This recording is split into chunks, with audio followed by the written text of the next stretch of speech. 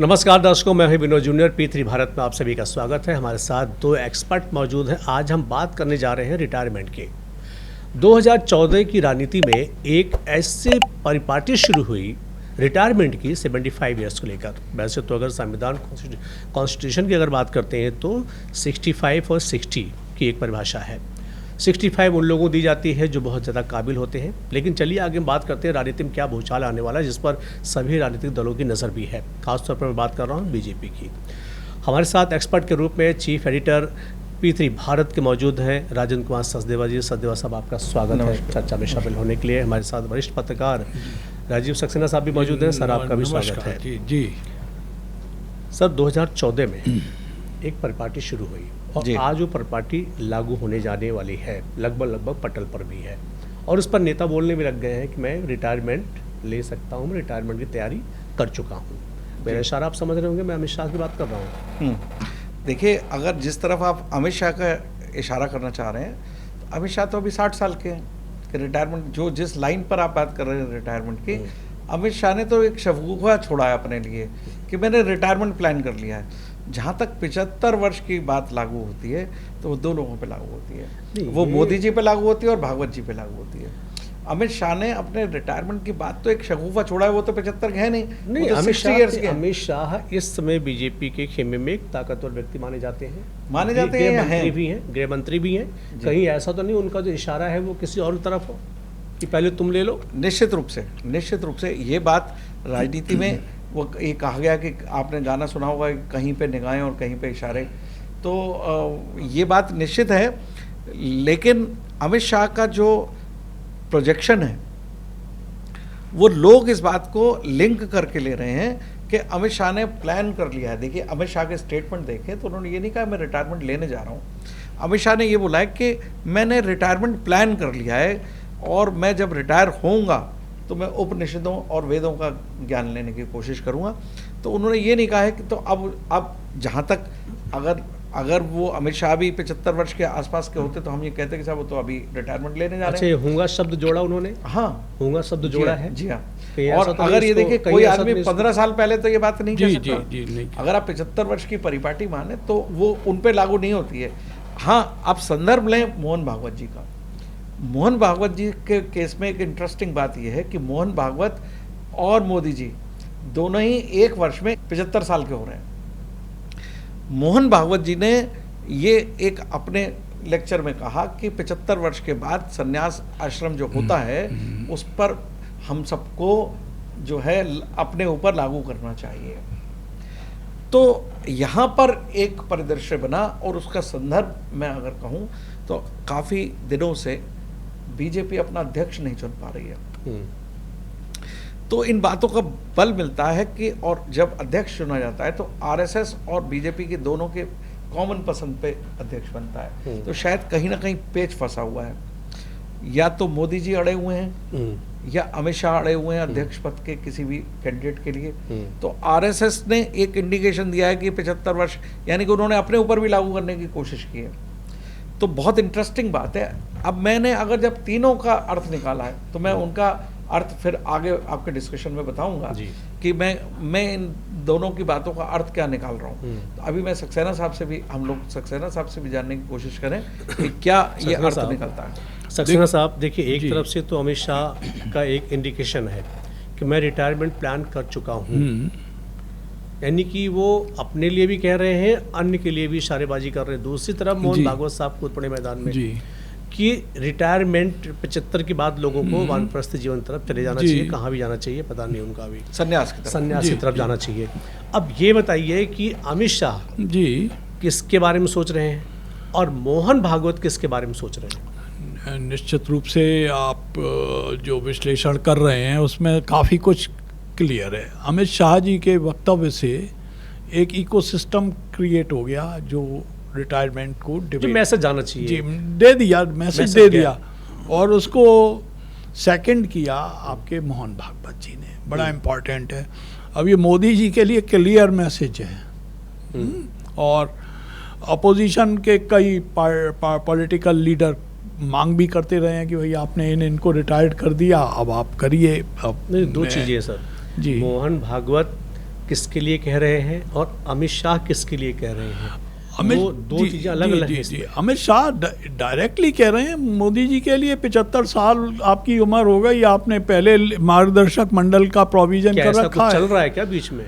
कई आर्टिकल्स वगैरह आए हैं, ऑर्गेनाइजर तक में आया है। ऐसा कुछ चल रहा है बीच में क्या? मुझे सक्सेना साहब, मुझे इन बातों की गंभीरता में, हालांकि ये एक परिकल्पना है और हो सकता है संयोग हो कि एक दिन अमित शाह ने कहा और दूसरे दिन भागवत जी ने कहा। अब फर्क इतना है कि अमित शाह तो 60 वर्ष के हैं जी, उन्होंने एक इंडिकेशन दिया है, आपकी बात मैं सेकंड करता हूँ कि उन्होंने मोदी जी को इंडिकेशन दिया है कि भाई मैं अपना 60 वर्ष की उम्र में रिटायरमेंट प्लान कर चुका हूँ, यानी कि मैंने फिक्स कर लिया कि मुझे रिटायर होना है, और आप अभी तक अपनी रिटायरमेंट की बात नहीं बता रहे हैं जी। ये एक इनडायरेक्ट मैसेज होता है नहीं, योगी जी नहीं, का, दो चीजें अमित शाह का। इसके अलावा भागवत जी ने इस बात को अपनी तरीके से कह दिया कि 75 वर्ष के बाद रिटायर हो जाना चाहिए। तो मुझे लगता है कि संघ और अमित शाह में कुछ अंडरस्टैंडिंग हो चुकी है। जी, मैं आपको एक चीज कह रहा हूँ, अमित शाह ने अमित शाह ने जो कहा है बड़े कैलकुलेटेड वे में किया है। 2 धार्मिक पुस्तकों का उल्लेख किया है, वेदों का और उपनिषदों का। जी।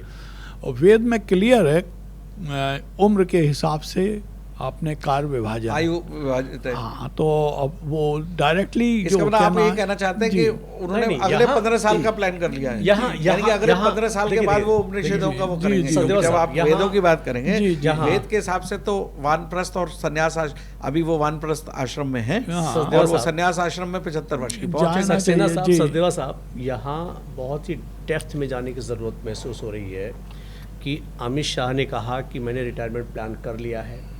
मोहन भागवत क्यों कूद गए बीच में? मोहन भागवत क्या इसलिए कूद गए कि वो मोदी की तरफ इशारा कर रहे हों, और अमित शाह चूँकि मोदी के राइट हैंड हैं, अमित शाह जो है मोहन भागवत के लिए इशारा कर रहे हों? ऐसा भी तो हो सकता है। हाँ, आपकी बात में दम है, लेकिन अमित शाह ने, आप अगर इसको लिंक करते हैं भागवत जी से, आरएसएस के ऑर्गेनाइजेशन में और सरकार के ऑर्गेनाइजेशन चलाने में जमीन आसमान का अंतर है। अब मैं आपको एक तरफ आपको परिकल्पना कर रहा हूँ कि अगर ऐसा लगता है, चाहे वो तीनों लोग एक दूसरे को, 2 लोग एक व्यक्ति को इंडिकेशन दे रहे हैं, मैं कहता हूँ कि यदि ऐसा हो जाए तो क्या होगा। बिल्कुल कल्पना है, जी बिल्कुल कल्पना है। कि अगर ये बात जो भी हिंट में कही गई, यानी कि एडवाइस की गई बुजुर्गों के द्वारा, जो भागवत जी हैं मोदी जी से कुछ दिन बड़े हैं, तो उनसे बड़ा तो कहा नहीं जा सकता, वो दोनों को बराबर के ही हो सकते हैं। जी। लेकिन उन्होंने अपनी कल्पना की कि हमें 75 वर्ष के बाद संन्यास आश्रम की तरफ चला जाना चाहिए, बिल्कुल वेदों के हिसाब से। और उन्होंने कहा मैं वेदों का स्टडी करूंगा, तो कहीं ना कहीं तो लिंक हो रही है बात। लेकिन अब अगर ऐसा होता है तो क्या होगा, तो मैं आपको बताना चाहूँगा जी कि अगर आप इस समय बीजेपी की या सरकार की कार्यप्रणाली देखें, अमित शाह का जो रोल है, अगर आप सब लोग गौर से देखें तो मोदी जी तो अधिकतर विदेश यात्रा में और विदेश नीति के अंतर्गत पूरे अपने विश्व में अपनी छवि बनाने में व्यस्त हैं, और ऐसा लगता है कि उन्होंने, मोदी जी ने संगठन और सरकार के निर्णय अमित शाह पे छोड़ दिए हैं। आज की तारीख में अमित शाह के बिना अप्रूवल के ना तो कोई अपॉइंटमेंट होता है, ना संगठन में, ना सरकार में, ना कोई चेंज होता है। यदि आप देखें तो तोड़फोड़ भी अमित शाह के बैठकों के बात होती है। दूसरी चीज़, अगर आप संसद में माहौल देखें तो जब संसद में अमित शाह एंट्री करते हैं तो बीजेपी के सारे सांसद उनके लिए खड़े हो जाते हैं, जबकि वो एक गृह मंत्री हैं, प्रधानमंत्री तो है नहीं। प्रधानमंत्री के ये प्रिविलेजेस हैं, लेकिन अमित शाह को ये रूप दिया जाता है। तो एक तरह से इनडायरेक्टली अमित शाह ने कमान, मैं समझता हूँ कमान संभाल रखी है। वो केवल एक तो क्या आपका इशारा इस तरफ है कि वो प्रधानमंत्री बनना चाह रहे हैं? यस जी सक्सेना साहब, 90% पद भी इसी वजह से रुका हुआ है। 90% लॉबिंग तो शुरू हो गई है बीजेपी में। लेकिन अगर राजनीतिक कैरियर अगर देखें तो मुझे लगता है कि संघ की अगर हम बात करते हैं, आरएसएस की बात करते हैं, तो अमित शाह सीनियर होंगे मोदी से। हाँ, निश्चित रूप से सीनियर है। देखिए एक और मैं लोगों को सूचना देना चाहूँगा कि अमित शाह अपने जीवन में मोदी जी से पहले बीजेपी युवा मोर्चा में आए हैं। बिल्कुल आए। मोदी जी तो संगठन में काम संघ में कार्य करते थे और उन्हें गुजरात भेजा गया था संघ के द्वारा मुख्यमंत्री बनते डायरेक्ट। और अमित शाह के केस में आप सबको दोस्तों पता होना चाहिए, अमित शाह की 60 वर्ष की उम्र है, लेकिन अमित शाह ने अपने इस अपने जीवन में लगभग छोटे से बड़े 40 चुनाव लड़े हैं राजनीति के रूप में, और उन 40 चुनावों में से एक भी चुनाव अमित शाह हारे नहीं हैं। एक ये बहुत महत्वपूर्ण विषय है। और यदि अगर हम आज की कार्यप्रणाली देखें तो मुझे अगर उनका बेसिक इतिहास को हम साइड में रख दें तो उनके आज के जो 10 वर्ष के कार्यकाल हैं, लेकिन ये 10 वर्ष के जो कार्यकाल हैं वो सरदार पटेल की छवि को प्रोजेक्ट करते हैं। बहुत कठोर निर्णय लेने वाले, लेकिन अगर आप उनको बेसिक उनकी जो स्टार्ट की शुरुआत है गुजरात में उसको अगर अलग कर दें तो जब से 2014 से अगर कार्य देखें, मैं आपका सबका ध्यान एक और आकर्षित करना चाहता हूँ, शायद आपकी नोटिस पे है या नहीं है। जब 2000 यूपी के चुनाव में 2014 में चुनाव होने थे तो 2012 के बाद अमित शाह को यूपी का प्रभारी बनाया गया था। यूपी का प्रभारी बनाया गया था। यूपी भेजा गया उनको। तो यूपी के दिग्गज, उस समय बीजेपी बिल्कुल पट्ट थी। 2002 के बाद यूपी में बीजेपी की पोजीशन खराब थी और बड़े बड़े दिग्गज नेता यूपी में थे, बड़े बड़े सीनियर नेता थे। जब ये गुजराती साहब गए थे तो लोग मजाक उड़ाते थे कि ये गुजराती क्या कर लेगा, लेकिन आपको जानकर ताज्जुब होगा कि जब उनको 2014 की कमान दी गई यूपी की तरफ से, यूपी का प्रभारी बनाया गया, तो लोकसभा अध्यक्ष लोकसभा के चुनाव में 71 सीटें लाने वाला व्यक्ति यूपी में, जिस पार्टी का आधार 0 हो चुका हो, उसकी 71 सीटें, यानी कि जितना उनका बीजेपी का खुद का सीट्स थी उसका करीब लगभग 26% सीट यूपी से अमित शाह लाए थे। लेकिन उसमें गुजरात मॉडल भी तो था योगी, उसमें मोदी का भी तो सबसे बड़ा होता है कि मोदी के चेहरे पे चुनाव हो रहा है। मोदी का चेहरे पे चुनाव हो रहा है ना। आप ये ध्यान रखिए कि ये ध्यान रखिए, अगर आप किसी बिल्डिंग को इंफ्रास्ट्रक्चर बना देंगे, ठीक है, लेकिन अगर आपकी एक्टिविटी या रिजल्ट ओरिएंटेड नहीं होगी तो आप नहीं कर पाएंगे। अमित शाह की एक बात बताना चाहूंगा, जब वो प्रभारी बने तो उन्हें सारे जिलों के जिलाधिकारी बुला के गैजेट्स में देखा कि जातियों की क्या व्यवस्था है। आपकी बात हमने मान ली, आपकी बात हमने मान ली, 2014 हमने मान ली, 19 हमने मान ली, उसके बाद सीटें कैसे कम हो गई? फिर भी तो गृह मंत्री तो रहे। यहाँ पर फिर सवाल उठा, देखिए इंसान काम करते हुए, हाँ थोड़ा सा हम अलग जा रहे हैं। अब आपसे ये जानना चाहिए, बताइए। अब मैं एक परिकल्पना करता हूँ सर, सवाल ये है जी कि रिटायरमेंट की बातें चल रही हैं जी, अब बीजेपी में भी हलचल इस बात को लेके, बिल्कुल जी, अगला पीएम कौन होगा जी, सबसे बड़ी समस्या ये है। और पीएम साहब चाहेंगे किधर? सचदेवा साहब ने कहा कि पीएम साहब ने अपना विदेशों का दौरा किया और अपनी छवि बनाने में लगे हैं, जबकि देश की छवि बना रहे हैं। देश की छवि बन रही है, अपनी छवि नहीं बना रहे हैं वो भी। तो ये बताइए कि नहीं, साथ दोनों की छवि बना रहे हैं, वो अपना विश्व गुरु और अपने देश को विश्व गुरु बना रहे हैं, केवल अपने को थोड़ी। मैंने कहा कि देश की छवि के साथ वो विश्व गुरु बनने का अगर देश का सपना देख रहे हैं तो उनका कार्य है। यूज नहीं किया था नहीं, वो नोबेल पुरस्कार के भी महत्वाकांक्षी हैं। ये बात भी सही है कि वो नोबेल पुरस्कार के भी महत्वाकांक्षा रखते हैं, उनकी पार्टिकुलर छवि वो नोबेल पुरस्कार की भी महत्वाकांक्षा रखते हैं। ये बात, इसमें कोई बुराई भी नहीं है। ये तो नोबेल पुरस्कार का तो अटल बिहारी वाजपेयी ने भी रखा होगा, इसके बाद लाल कृष्ण आडवाणी ने रखा होगा, लेकिन देखिए हर किसी का सपने सब देखते हैं, कार्यकर्ता बहुत मुश्किल से। रिटायरमेंट के बाद, इनके रिटायरमेंट के बाद आप बताइए बीजेपी का मुख्य चेहरा कौन हो सकता है? एक बड़ा सवाल यही है कि मोहन भागवत साहब उधर से आरएसएस छोड़ेंगे जी, वो कहाँ जाएंगे? उपनिषद पढ़ेंगे या भौतिकवादी या वेद पढ़ने जाएंगे? अमित शाह साहब करें मैं वेद हूँ, ज्ञान एकत्रित करूंगा, और दूसरी तरफ ये भी एक इशारा हो रहा है कि वो पीएम की दौड़ में भी हैं। जी, इतना आसानी से ये तय नहीं हो सकता। ये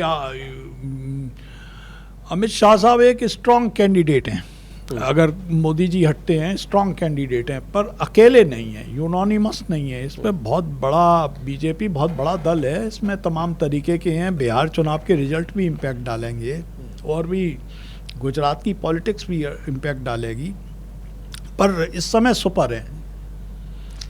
नहीं, एक सवाल आ रहा है। अमित शाह साहब ने कहा मैं रिटायरमेंट का प्लान कर चुका हूँ, जबकि बीजेपी के जो कॉन्स्टिट्यूशन में एक नया मोड़ आया 14 में कि 75 ईयर्स के बाद जो है हो जाना चाहिए, वो भी 3 व्यक्तियों के चलते हुआ ये जी। 3 व्यक्तियों के चलते हुआ। जी। और अब अगर वो 60 ईयर्स के हैं, 60 ईयर्स अगर अमित शाह हैं, तो ये बताइए कि ये रिटायरमेंट किस चीज़ का लेंगे और कहाँ, राजनीति में से लेंगे या फिर यानी अपने। कि ये उन्होंने इंडिकेशन दिया है जी। कि हर इंसान को अपना रिटायरमेंट प्लान कर लेना चाहिए। मैंने तो 15 वर्ष पहले ही कर लिया है। अब मैं आपको परिचर्चा में एक व्यक्तित्व और अभी ले आना यानी चाहता हूँ। अभी जी। 75 ईयर्स पहुंचते मुझे तो 15 साल है अभी। हाँ, एक 15 व्यक्तित्व साल का है अभी। और नाम इंक्लूड करना चाहता हूँ जिसको आप छोड़ रहे हैं, जी। जो भी साइलेंट है, लेकिन उसका रोल बहुत इंपॉर्टेंट होने वाला जी। है। मैं एक परिकल्पना कर रहा हूँ कि ये मान लो ये सफल होता है कि साहब रिटायरमेंट हो जाता है प्रमुख व्यक्तियों का, 2 का, जी। मिस्टर भागवत का और मिस्टर मोदी का। जी। तो क्या घटना हो सकती है? क्या मोदी जी ये कहेंगे कि 29 में जाएंगे? अगर वो 29 में जाने तो 75 वर्ष की आयु की बात वो खुद ही पलट रहे खत्म हो हैं। गई, उससे पहले छोड़ना तो पड़ेगा। इसकी संभावना कम है। अगर वो रिटायरमेंट की बात करते हैं तो 2029 तक लड़ेंगे, चुनाव रहेंगे प्रधानमंत्री, तो ये मुझे नहीं लगता है। मुझे क्या लगता है, मैं आपको इमेजिनेशन कर रहा हूँ कि 3 दिन से जब मैंने इन बातों को सुना है तो मुझे एक परिकल्पना हो रही है कि शायद बीजेपी का अध्यक्ष इसलिए नहीं डिसाइड हो पा रहा है। मैं एक सपना देख रहा हूँ, उसे आप मुंगेरी लाल का सपना भी कह सकते हैं। नहीं कि जी। मोदी जी रिटायर होने जा रहे हैं, ऐसा लगता है। एक सपना मैं देख रहा हूँ, मैं सपने में देख रहा हूँ कि मोदी जी कह रहे हैं कि भाई अब बहुत हुआ, जी। और वो अपनी चीज अमित शाह को सौंप रहे हैं कि भाई बाकी का कार्यकाल जो बीजेपी का, जो अभी एनडीए का है, आप नेतृत्व करें और आपके नेतृत्व में 2029 चुनाव लड़ा जाए। और उसमें एक व्यक्तित्व सामने आता है, वो व्यक्तित्व है योगी जी का। और मुझे एक इमेजिनेशन लगता है कि 2027 में अमित शाह अभी 75 वर्ष की एक परिकल्पना के मुताबिक प्राइम मिनिस्टर पद संभाल सकते हैं, जो इनडायरेक्टली अभी चल रहा है उनका।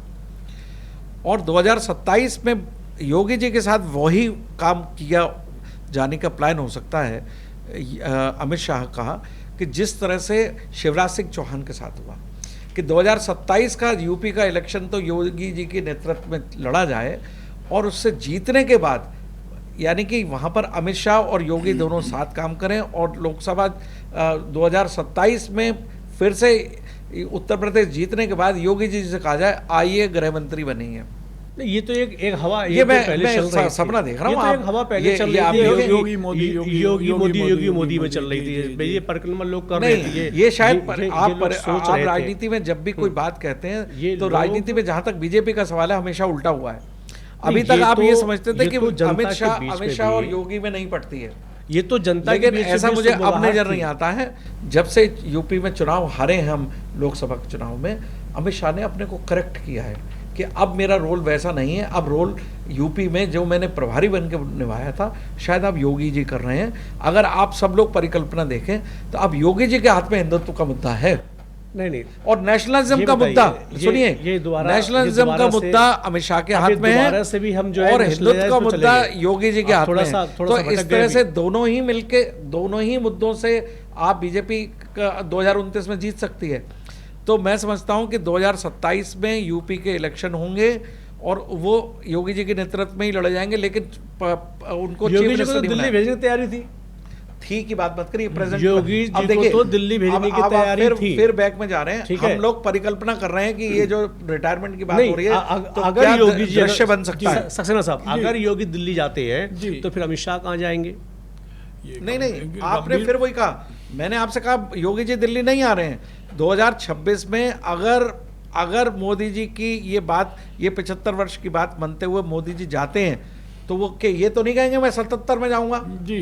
चलिए सर, अगर 75 की बात करेंगे तो ये तो नहीं कहेंगे मैं 78 वर्ष में जाऊंगा। आप अपने तजुर्बे से बताइए कि आपको क्या लग रहा है इस पूरे रिटायरमेंट में अभी तक जो चर्चा हुई हमारी, आपकी सचदेवा साहब की, उसमें आपको क्या निचोड़ निकल कर आया सामने? देखिए, योगी जी का जो नाम लिया है ये इम्पोर्टेंट है, चर्चा में भी रहा है, पर मुझे नहीं लगता कि प्राइम मिनिस्टर का जो पद है उसके लिए योगी जी पे आम सहमति भारतीय जनता पार्टी में भी हो पाएगी।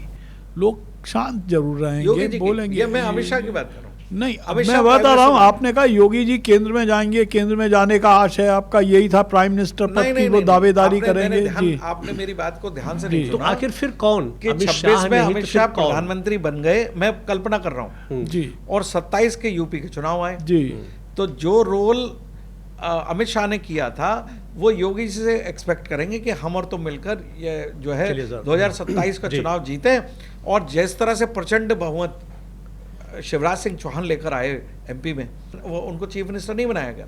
तो योगी जी को भी इलेक्शन जितवाने के बाद, अमित शाह प्राइम मिनिस्टर होंगे 2027 में, उनके नेतृत्व में वो गृह मंत्री बन सकते हैं केंद्र में आकर, और वो दोनों लोग हिंदुत्व और नेशनलिज्म पर 2029 का चुनाव लड़ते हुए दिखे जा सकते हैं। ये मेरा मानना है। बहुत शुक्रिया। कुछ कहना चाहते हैं? नहीं, बस ये तो योगी जी हिंदुत्व का तो मुद्दा कर ही रहे हैं और महत्वपूर्ण उनका रोल रहा है। अगर किसी देश में, अगर प्राइम मिनिस्टर का बनने का आधार केवल एक मुद्दा यही है, ये मुश्किल है। देखिए, हो सकता है, देखिए कल्पना यही है कि अमित शाह इस तरह के काम कर रहे हैं कि उनको प्राइम मिनिस्टरशिप मिले और एक वो टेन्योर करके रिटायरमेंट की वो जो उन्होंने प्लान कहा है, उनका कहने का मतलब अगले 15 साल मैंने प्राइम मिनिस्टर, देखिए गृह मंत्री बनते तो रिटायर होंगे नहीं कि हर बार मोदी जी बनते जाएंगे 2029 में तो वो गृह मंत्री रहेंगे।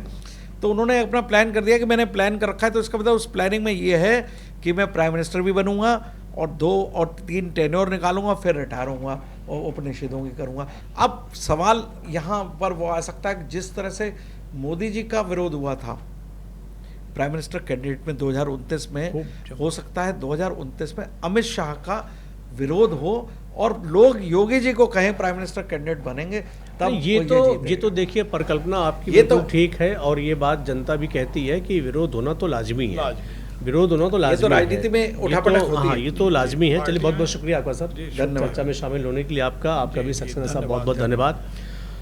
तो आर.के. सचदेवा साहब, राजन कुमार सचदेवा साहब, चीफ एडिटर P3 भारत हमारे साथ थे, और हमारे साथ वरिष्ठ पत्रकार राजू सक्सेना साहब थे।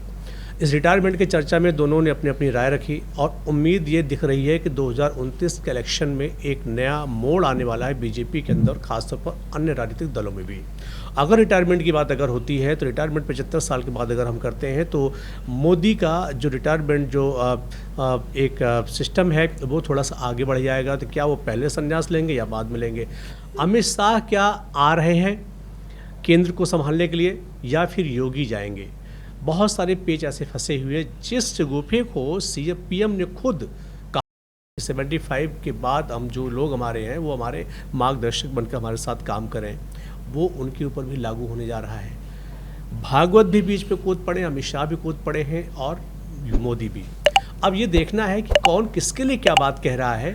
आने वाले कुछ ही समय में मीडिया में हलचल होगी और इस बात की चर्चा शुरू हो जाएगी कि आखिर कौन किसके लिए क्या कुछ कह रहा है। अमित शाह योगी के लिए, मोदी के लिए कह रहे हैं, या फिर अमित शाह मोहन भागवत के लिए कह रहे हैं, या मोहन भागवत प्रधानमंत्री मोदी के लिए कह रहे हैं। यहाँ एक पेज फंसा हुआ है। आज फिलहाल इतना ही। कल हम एक नए टॉपिक के साथ आपके सामने फिर उपस्थित होंगे। तब तक के लिए नमस्कार।